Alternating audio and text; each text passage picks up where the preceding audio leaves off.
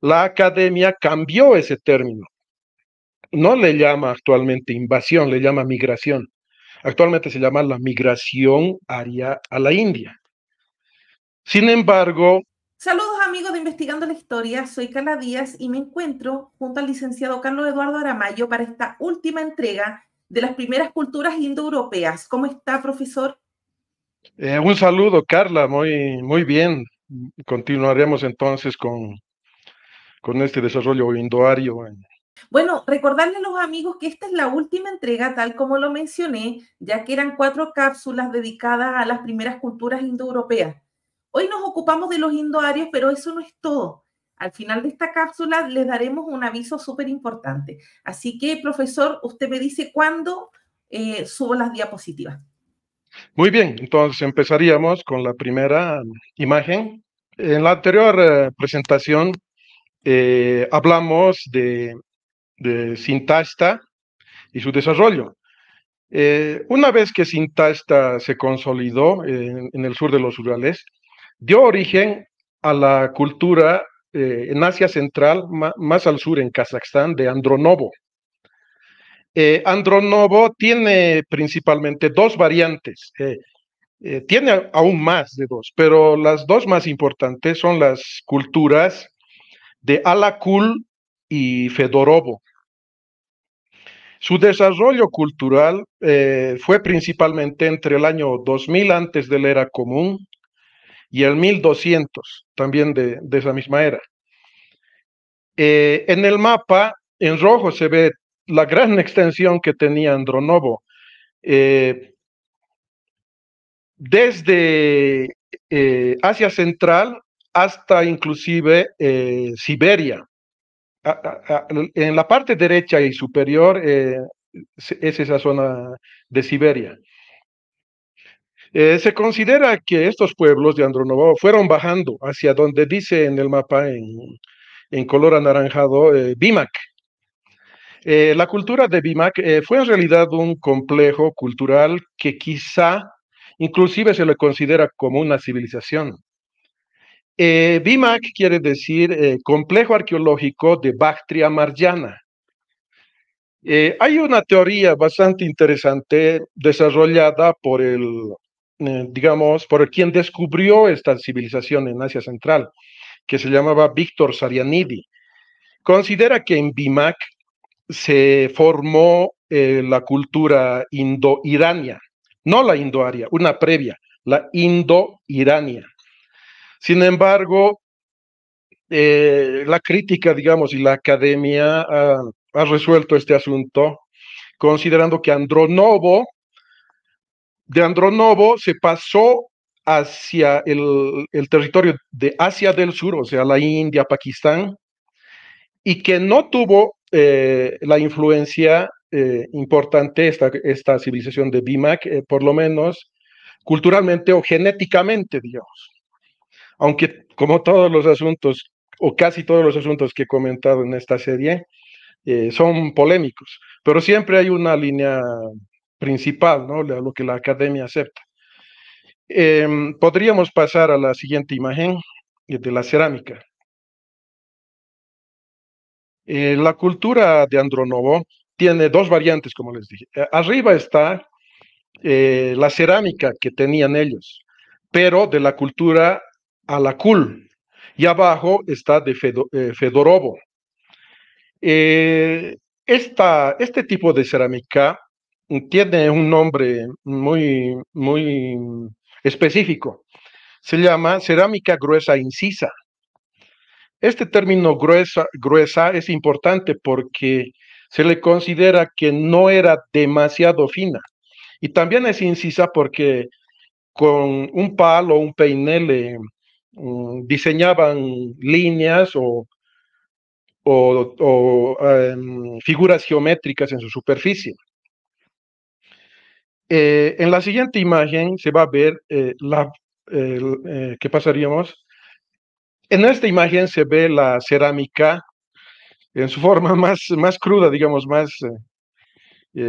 más específica, que tenía un diseño muy simple, ¿no? Y y con esas marcas que a veces se dice que se las hacían con un peine, con un palo o con un peine.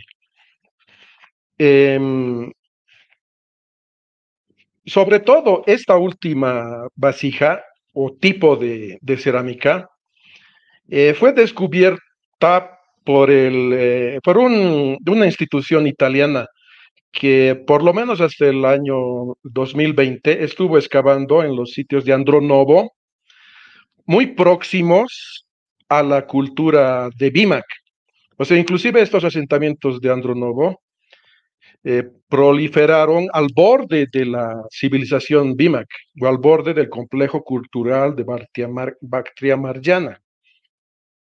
Esta institución italiana se llama ISMEO, o sea, por su sigla en inglés o en italiano.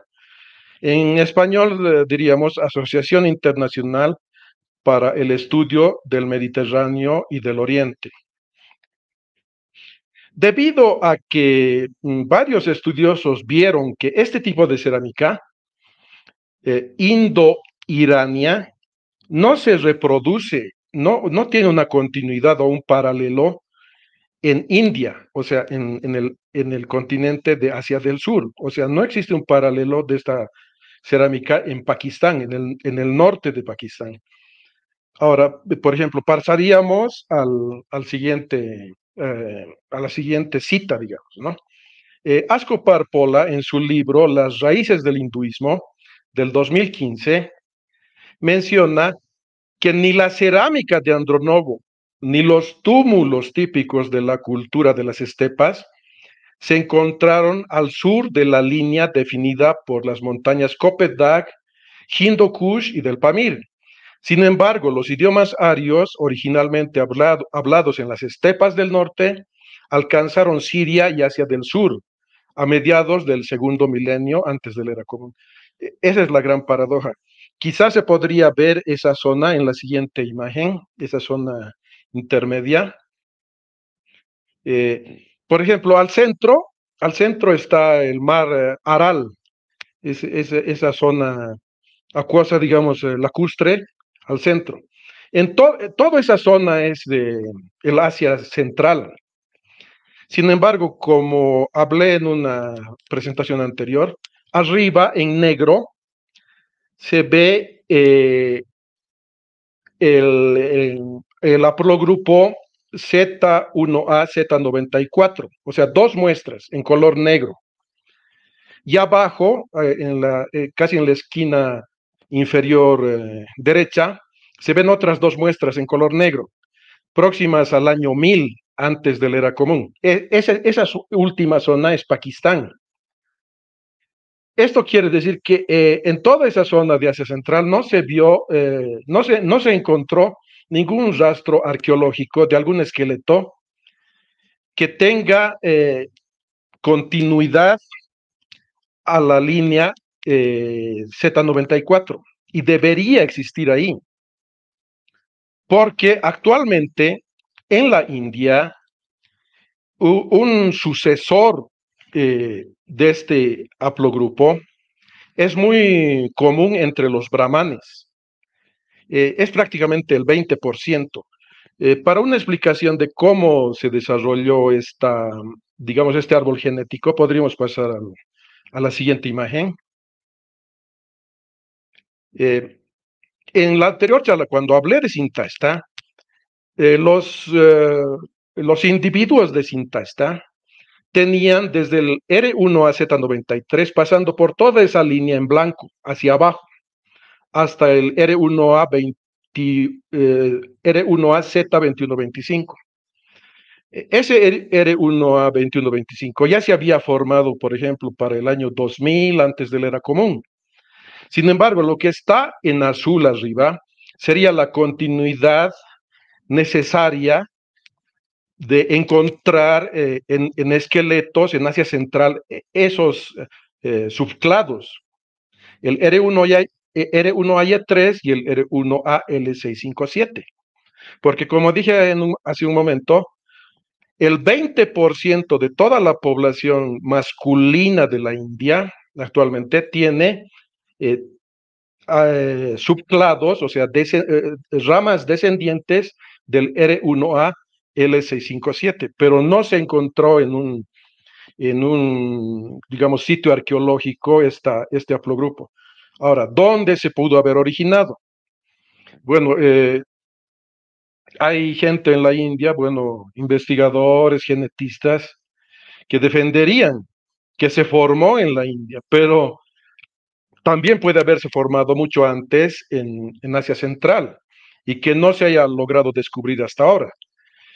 Eh, donde se indican estas estimaciones de fechas y cómo se componen estos haplogrupos, es un sitio que se llama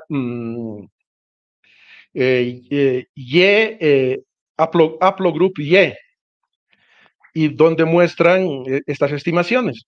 Hace un mes salió la última estimación de en qué momento se originó el R1A L657. Y es sorprendente porque dan una fecha media de 2600 antes de la era común. O sea, se habría formado inclusive antes que el R1A 2125 que está abajo. Pero, o sea, eso podría ser bastante contradictorio, ¿no? Que los indoarios o inclusive los indo-iranios ya se habrían formado antes de lo esperado. Profesor, pero lo que me impresiona de parte de usted es lo actualizado que está en el tema. O sea, continuar investigando para saber que hace un mes Sí, sí, aparece sí. esta investigación. Entonces, de verdad que es genial contar con estas cápsulas que de cierta manera la información es lo más actualizada posible. Claro, yo trato de ir constantemente actualizándome, ¿no? Y lo interesante de este tema, pues, de la genética del ADN antiguo es que hay sitios que constantemente tienen actualizaciones, ¿no? En sus investigaciones en la red, ¿no? Es muy útil el Internet para esto. Sí.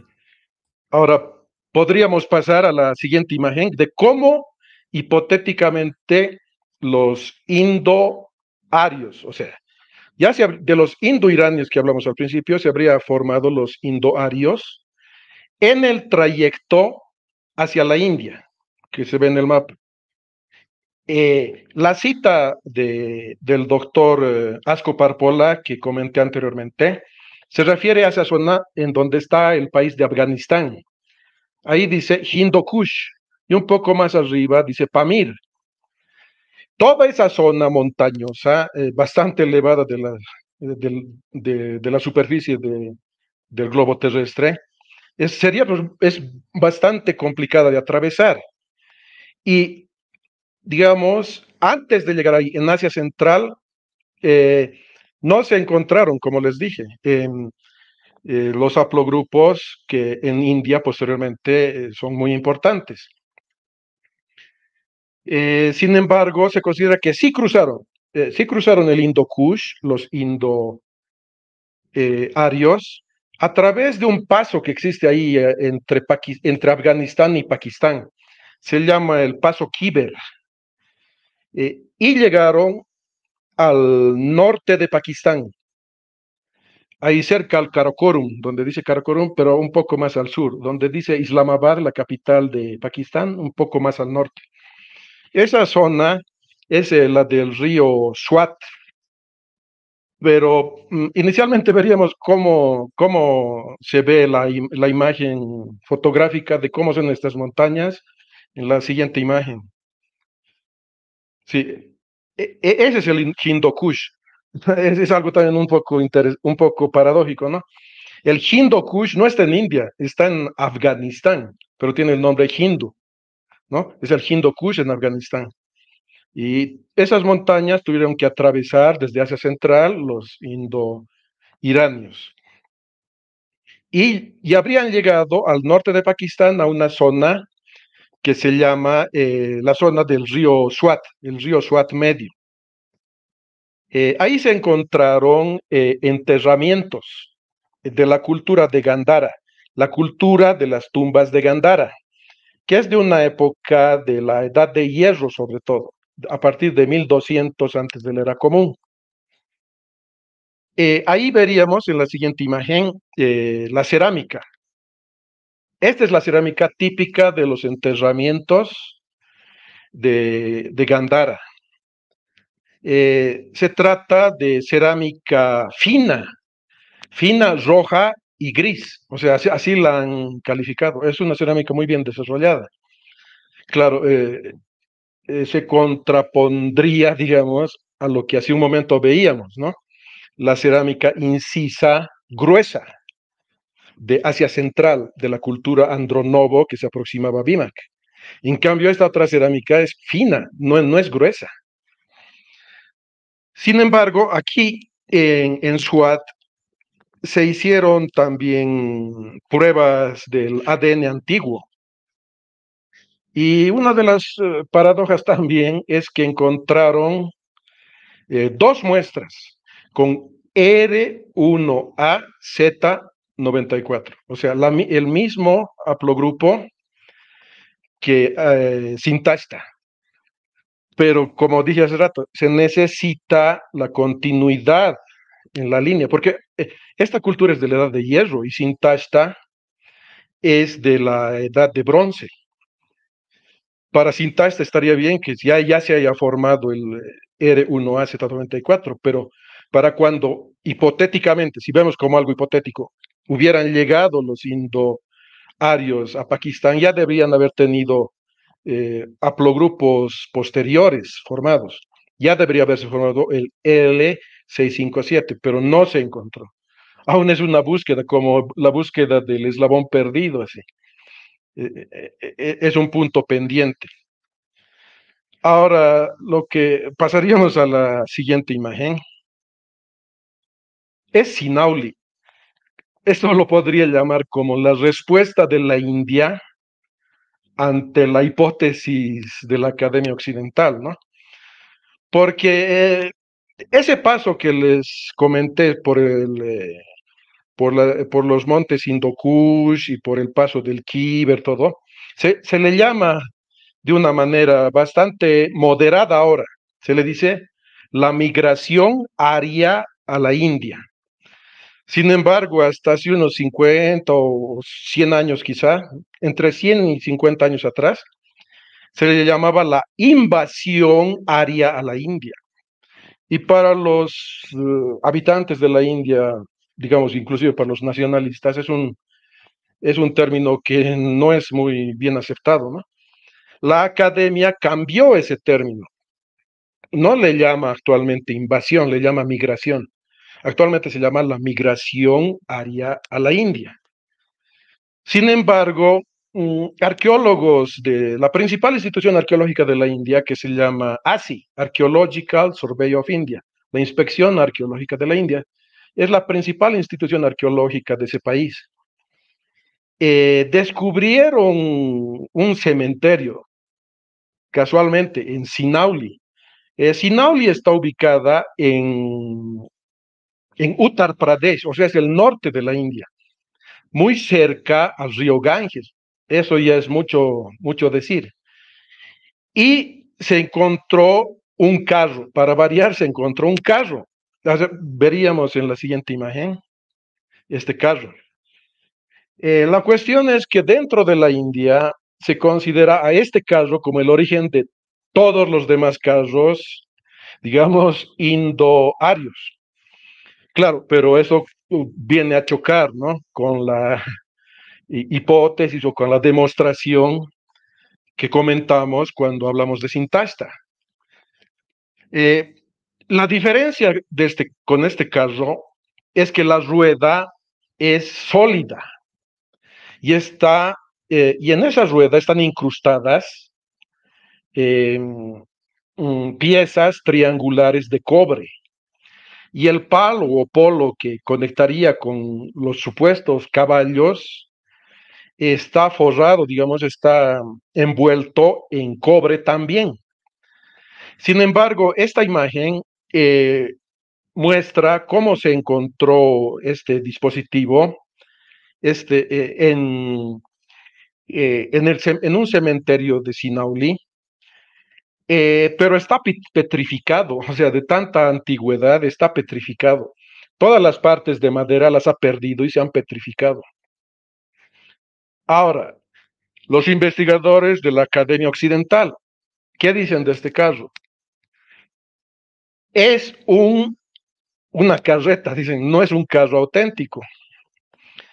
Es posible que haya sido tirado por bueyes.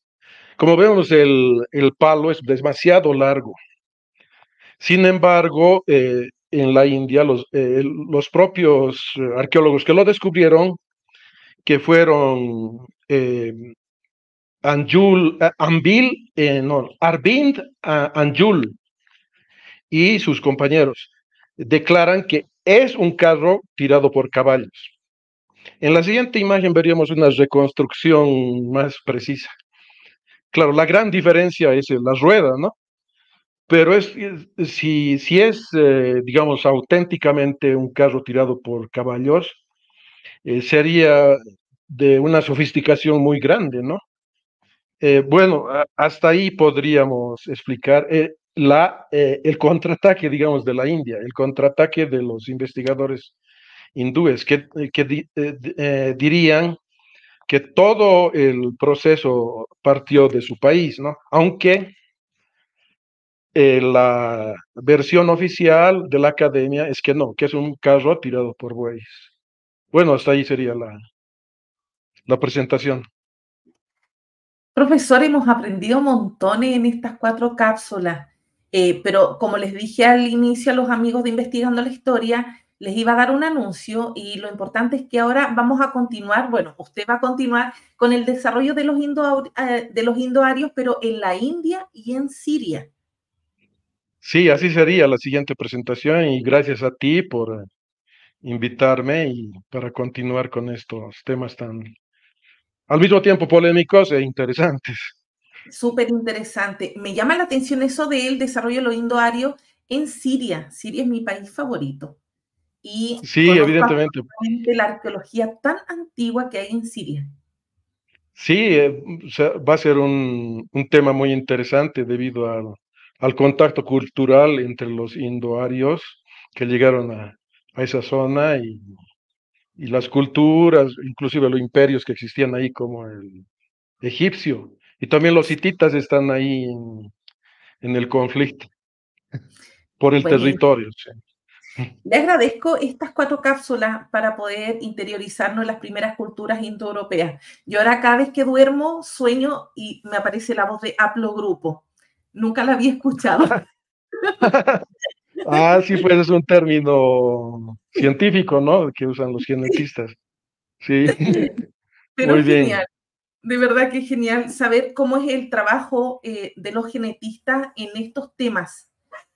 Lo importante que se hace el poder comprender cómo es que se van formando los grupos del mundo antiguo, porque uno ya cuando estudia historia antigua y conoce las civilizaciones, pero antes de las civilizaciones hay un origen. Claro, como alguien comentó en uno de los videos, ¿no? Es la prehistoria, ¿no? Desde un punto de vista bastante académico y tradicional, la historia comienza en diferentes regiones del planeta con la escritura, ¿no? Y estos pueblos indoarios, bueno, los indoarios en particular, no tuvieron escritura hasta una época posterior, ¿no? Todo lo que hemos relatado hasta aquí de ellos es prehistoria, ¿no? Sí, Excelente. sí, Entonces, los amigos, visiten la playlist que está en nuestro canal de YouTube de Investigando la Historia de los pueblos, las primeras culturas indoeuropeas. Ahí van a encontrar Yamnaya, la cerámica cordada, Sintashta y los indoarios. Así que les invito a disfrutar de estas cápsulas que son breves y por lo mismo que hicimos hacerlo breve porque es un material y la información es muy densa para que sea mediante una transmisión en vivo. Así que les invito a disfrutar esos 4 videos.